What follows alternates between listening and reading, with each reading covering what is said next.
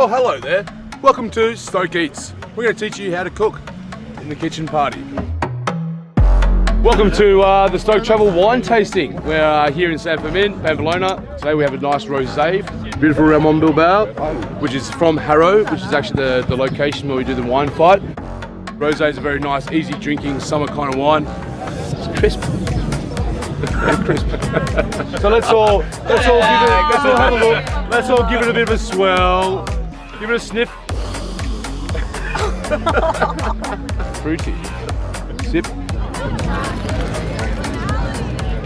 And savour. Let's go. Lovely.